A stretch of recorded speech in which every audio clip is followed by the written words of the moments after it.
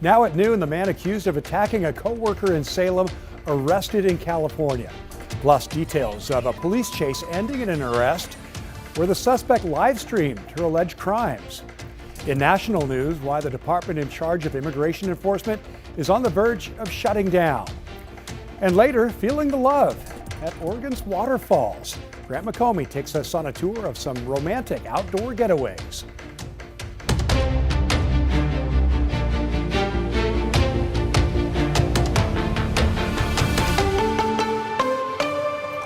And thanks for joining us. I'm Tim Gordon. Our top story at noon, Salem police say this man, 62-year-old Daniel Ray Myers, has been taken into custody in California. He's accused of stabbing a woman after trying to sexually assault her while they were making DoorDash deliveries. The victim told police she and Myers were making deliveries together in West Salem on Tuesday when Myers reportedly drove them to a secluded location and made unwanted advances. She says Myers tried to sexually assault her before he stabbed her multiple times. Authorities say the woman tried to run, but he trapped her inside the car until she was able to escape. She was able to actually convince him to take her to the Walgreens so she could get some first aid supplies. And when she got out of the vehicle, she reported what had happened to the business there. After Salem police sent a release to other agencies, police across Oregon and California reported seeing Myers' car heading towards Bakersfield. Police say the victim's injuries were not life-threatening and she's now out of the hospital. If you or someone you know is a survivor of sexual assault, please know that help is always available.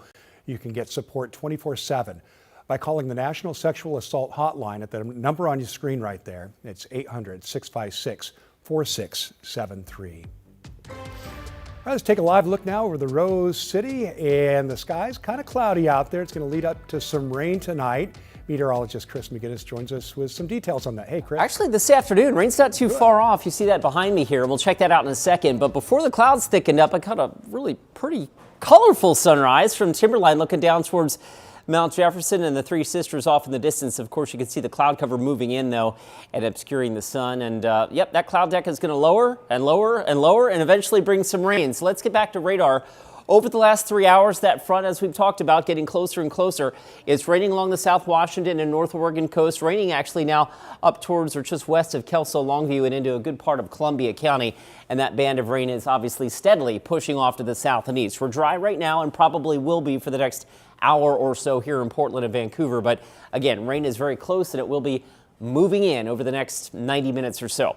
Wow, that's a very rainy and foggy camera from the Astoria Column sky camera there. 50 degrees. You can see the Astoria Megler Bridge off in the distance. Breeze picking up there. Cloud cover beginning to, well, not quite onto the tippy top of Mount Hood yet, but that cloud deck will be lowering. That's the live look from Oregon's Veterans Home in the Dalles.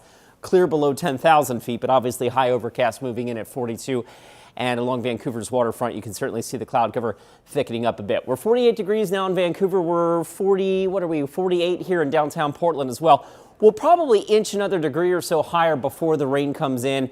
Again, rain probably here before 2 o'clock, and then it'll be more wet than not through about 6 or 7 o'clock, with the rain beginning to taper off a bit as we head into this evening. More on that and your weekend forecast. And a look at repeated rounds of Cascade snow in the 7-day forecast coming up in just a few minutes. Okay, thanks, Chris. In Washington, a woman was arrested after a wild chase, much of it caught on camera, either by police or the suspect herself. Let's go! The Thurston County Sheriff says that kicked off a police chase after the driver blew through a stop sign. The suspect streamed the entire chase live on Facebook. And we've blurred it because she's not been formally charged with a crime. Nearly T-boned a vehicle that had the right-of-way, and then in blowing that stop sign, they were going too fast, so they went into the oncoming lane of southbound Center Street and almost went head-on with another car.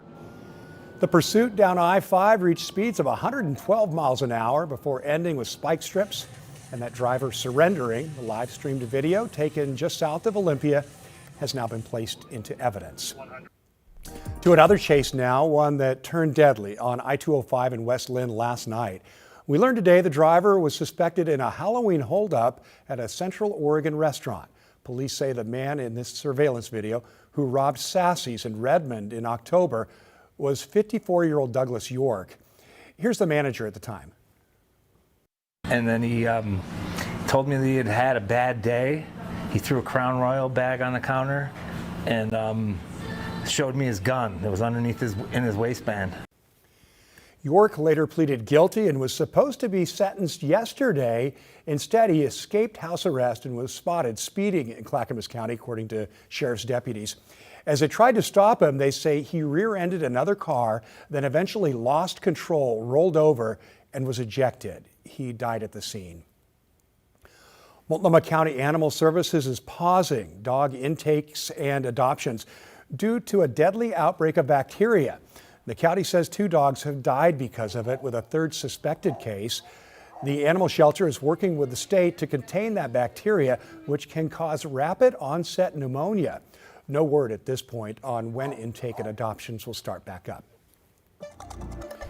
In national headlines, the Department of Homeland Security, which operates Immigration and Customs Enforcement, or ICE, is on the verge of a shutdown. It's after lawmakers failed to agree to reforms around the president's mass deportation program. NBC's Ryan Nobles has more on how long this shutdown may last. In Minnesota this morning, a massive shift in immigration enforcement in the wake of the deaths of American citizens Renee Good and Alex Preddy at the hands of immigration officers. A significant drawdown has already been underway this week and will continue to the next week. The shift comes as lawmakers in Washington have left town without a plan to fund the sprawling Department of Homeland Security long term. Democrats demanding reforms to the administration's mass deportation program first. Does it in any way open the door then to you voting for maybe a short-term extension on the DHS bill now that they're at least showing some sense of changing their tactics when it comes to ICE? I'm glad that there's negotiations going on, but at this point for me, this idea that we're going to continue to fund them at this level after what they've done to my state, that's not in the cards for me. The Democrats' decision to block funding will impact departments like FEMA, the Coast Guard, and TSA. But it won't affect ICE, which has more than $75 billion to spend after the Republicans passed their so-called One Big Beautiful Bill last summer. Homeland Security Secretary Kristi Noem warning the shutdown could impact services. I think it's the wrong message to send to the world at this point in time. Democrats want to force all ICE agents to wear body cams and no longer wear masks, as well as judicial warrants prior to ICE arrests and a uniform code of conduct for ICE operations. Republicans are willing to deal. I just plead with my Democrat colleagues, whatever your issues are with Border Patrol and immigration, etc., don't shut down FEMA, TSA, the Coast Guard. But with Congress scheduled to be on recess next week, the DHS shutdown could last a week or more, with President Trump insisting he will not give in on several of the Democrats' demands. They have some things that are really very hard to approve. New developments today in the search for Nancy Guthrie. The FBI increasing the reward for information leading to her location or the conviction of anyone involved in her abduction. The Pima County Sheriff addressing reports of tension between the FBI and his department over evidence and DNA testing, saying, quote, "It's not even close to the truth," and that the FBI agreed with his decision to send evidence to a private crime lab. There's no arguing there. There's no fight. A sheriff didn't block anything. This has always been a case where we both work very close together. The department also looking for video evidence, sending this alert to people with Ring cameras within a 2-mile radius of Nancy's home, requesting any video showing vehicles, traffic, pedestrians, or suspicious activity from January 1st to February 2nd. To Salem now, where Oregon's Republican lawmakers are criticizing a move by Democrats over the state's gas tax referendum. Democrats are trying to advance a bill that would move the election on that gas tax earlier in the year, from November to May. During 2 public hearing sessions earlier this week, a vast majority of submitted testimony was in opposition to the bill. Senate Republican leader Bruce Starr claims Governor Kotek and Democratic lawmakers are trying to increase the chances of the measure passing with a low turnout election. He also says the petition Oregonians signed specifically mentions November as the election date. We'll continue to follow this story for any further developments. Well, Valentine's Day is tomorrow, and Grant McComey has date ideas, believe it or not, for people seeking romance in the outdoors. And in Italy, an Oregon teen going for gold. How Alessandro Barbieri fared in today's half-pipe final. Just wrapping up. We'll be right back. I'm Matthew Herchick, new morning anchor at KGW. I'm a huge sports fan, and I know I might be from the Buckeye State, but I'm excited to explore what the Rose City has to offer. I want to make sure you're prepared for the day, whether it's bringing you breaking news or sharing those inspirational stories that make you smile. We've got you covered. Because when news moves fast, you need a team that moves with you. Make the move to Portland's #1 streaming newscast, Sunrise, weekday mornings from 5 to 9, anywhere you watch.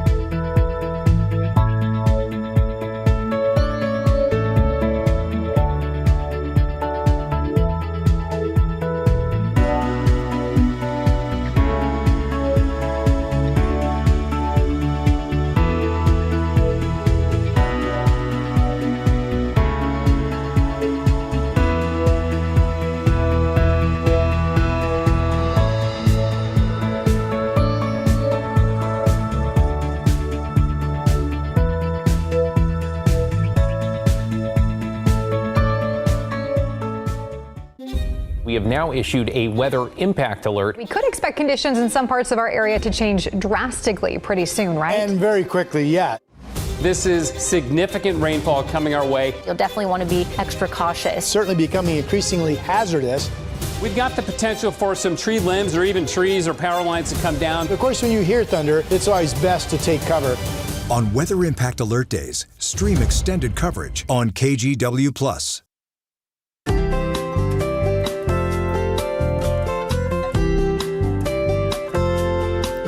Welcome back. Romance is on the mind and in the heart this Valentine's Day weekend. And Graham McComey has some great leads for several back road adventures. This week's Getaway offers a sort of nostalgic romance when Oregon's waterfalls are at their wintertime finest. While Oregon impresses us with its size and diversity and natural beauty, I cherish the nooks and crannies the most. Bridge Creek Falls in the Tillamook State Forest is an open invitation to romantics like me. I have a love affair with its grace, beauty, and absolute simplicity. It's a love that carries across Oregon wherever the water flows and falls to whirl, shimmer, and ripple. Bert Olheiser and Nancy J. Smith are head over heels in love with waterfalls too. Well, I can't wait to see how tall this is below it. The husband and wife team are photo pros who capture Oregon with a camera. I'll just say, Nancy, work your magic. Both agree the magic of Munson Creek Falls State Park is the short hike that leaves all distractions behind. I like along the way, and life is like that too. If we just take the time and try to do that, it's so much better. Smith has been leading us across Oregon for more than 35 years through her majestic Northwest calendars that capture the outdoors in a way that will fill you with pride and put a smile on your face. I just work from my heart, and I just know that there's something that I'm seeing that I'm really liking, and people go, wow, it feels like you're there. Oh, I agree. It's the adventure of travel that's everything, especially in the kingdom of Oregon waterfalls, the Columbia River Gorge, where Shepherd's Dell rolls out of Young's Creek in a foamy moment.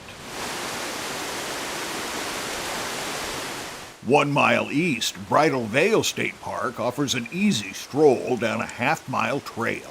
It looks like the veil of a bride's gown coming back. The park's namesake falls is best enjoyed with someone special. In fact, a lot of people actually get their wedding invitations stamped at the Bridal Veil post office. So there is a lot of nostalgia there and a lot of connection to that history.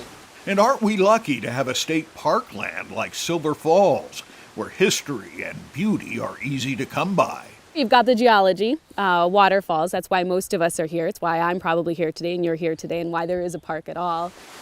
Silver Falls State Park offers 9,000 acres of rustic romance, plus a lodge that stands large from rock and timber construction. If you're a first-time visitor, I say come here first. 90% of the people who come here come to South Falls and come to the waterfall. But when you get back on the canyon, that's when you get that experience of being in the wilderness. And don't forget your rain gear and hiking boots. Each will make your discoveries more comfortable. At Silver Falls State Park with photographer Jeff Kastner, Grant McComey, KGW. Just beautiful, right? Well, Grant has the details, directions, and contact information on the Grant's Getaways website, or our website, I should say, on his page on the KGW website. Be sure to watch the Grant's Getaways half-hour show. It airs this Saturday and Sunday right here on KGW. Now let's get to Chris. Yeah, walking behind the waterfalls at Silver Falls State Park is definitely an Oregon bucket list item. All right, we're going to add some water to the waterfalls. Water falling from the sky here along the North Oregon coast. That front is quickly pushing eastward. Rain on our doorstep. We'll walk you through the next few hours and the weekend in just a few minutes. Hi, I'm Christine Padawanich. I'm a journalist at KGW, and I love exploring Portland's amazing food scene. New spot? I'm there. So I don't just report about our community, I belong to it. What happens here affects us all, and that's why we care so deeply about getting it right. And when local journalism is done right, it doesn't sit still, it moves. It moves you to act, to vote, to volunteer, to speak up, or to lend a hand. It moves your mind by challenging assumptions and offering new perspectives. It moves you forward by giving you the information to make decisions and thrive where you live. And yes, it moves your heart through the good stuff that stays with you wherever you are. And at KGW, we're here for all of it. These are the stories that move Portland.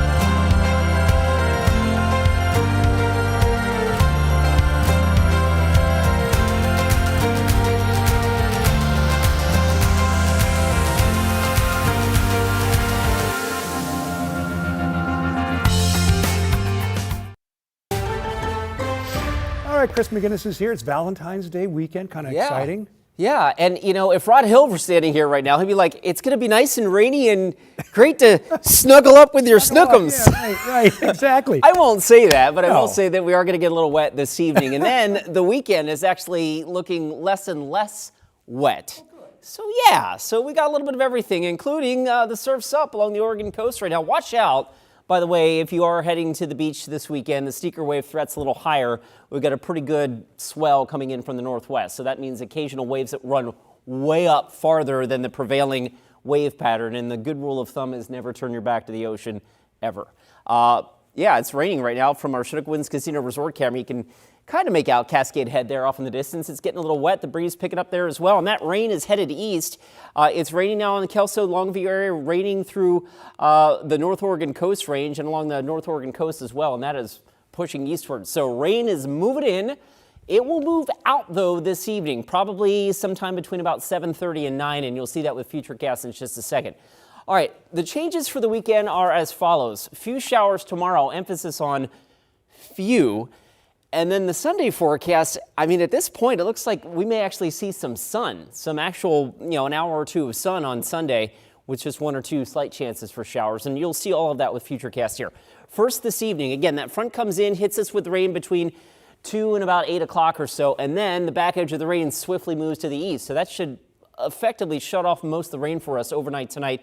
And throughout tomorrow, I mean, we get, one or two showers that pass through the area, but it is not looking like the wet day that it did a couple of days ago. And then fast forward into Sunday, I mean, Futurecast likes a few sunbreaks over the area, so you can't completely rule out a raindrop, but the weekend is looking not as wet as it did a couple of days ago. All right, moving into the first part of next week, we get another weather system on Monday that will bring more rain and cascade snow.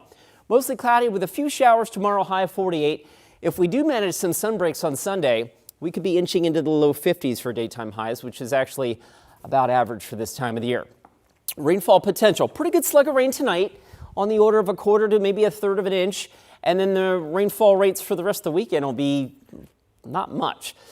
All right, the other big story is we've been talking about the return for cascade snow. Maybe not a lot all in one shot, but cold enough weather that will allow whatever does fall, precipitation-wise, to fall in the form of snow. Tonight I got 3 to 8, probably a little optimistic, but 3 inches at least at the Cascade ski resorts tonight through Saturday. Monday and then Thursday, Friday present pretty good opportunities for good slugs of snow up there. Snow levels do lower to about 2,000 feet or less in the Cascades later on next week. This afternoon, they're between 3,500 and 4,000 feet. Tomorrow, 3,000. And again, as we mentioned, about 3 to 8 inches or so up at the Cascade ski resorts.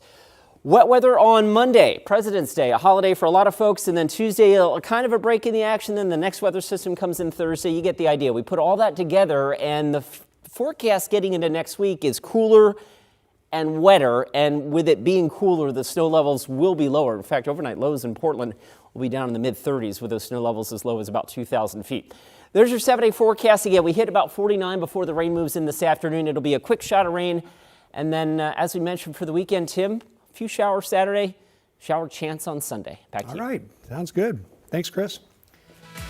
Long before the Rio Olympics, Jackie Wiles was competing in a much smaller one, the childhood birthday party with an Olympic theme and the moment that now feels pretty foreshadowing. It's coming up in 2 minutes. KGW Plus TV app, streaming 24/7. Local news from the team you trust. Track how the weather will impact your day. Breaking news live from the scene. All the local news you need. KGW Plus. Download on your TV and watch for free. On Weather Impact Alert Days, stay informed, prepared, and connected with KGW and KGW Plus. Coverage that alerts you to what's coming and how it will impact you. Watch extended weather coverage on KGW Plus.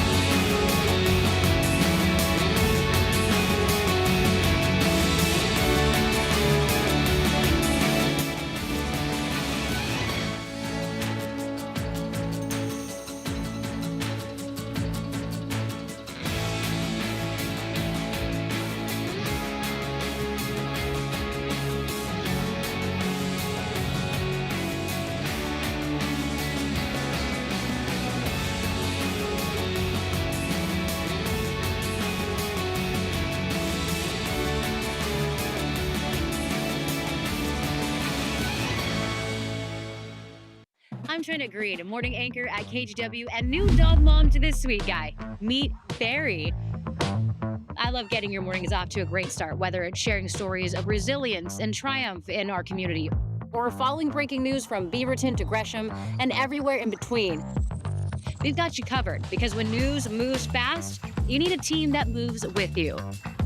Make the move to KGW Sunrise, weekday mornings from 5 to 9, anywhere you watch.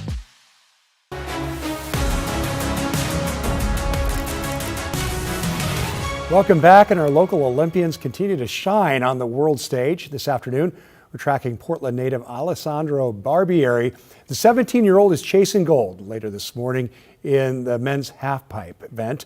It was a tight race, Barbieri finishing just moments ago with 75 points. So he had a solid first run that put him into 5th place, but fell during his second and third runs. He finished 10th. He's only 17, folks. He'll be back. Japan taking home gold, and bronze Australia holding on to silver. And Portland's ski racer Jackie Wiles finished off possibly the last Olympic race of her career, taking home a bronze medal. Before Wiles was even in the Olympics, she was tearing it up on the slopes of Mount Hood. There she is as a young girl, something Wiles' former teammate Casey Barone knows all too well. Barone says Wiles has always been full of energy. And at one of Barone's childhood birthday parties, which was Olympics themed, while sang the national anthem. We'll show you the video. That's her in the middle.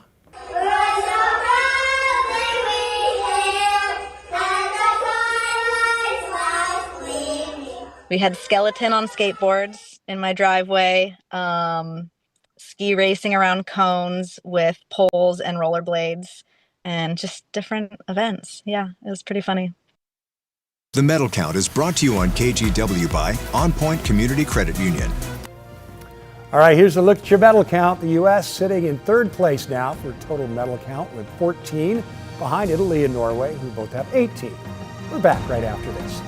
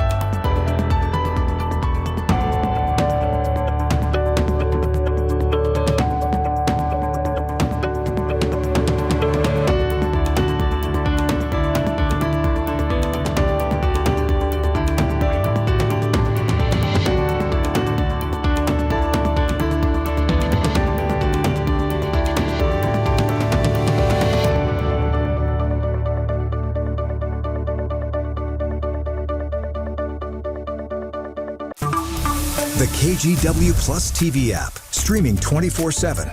Local news from the team you trust on your time.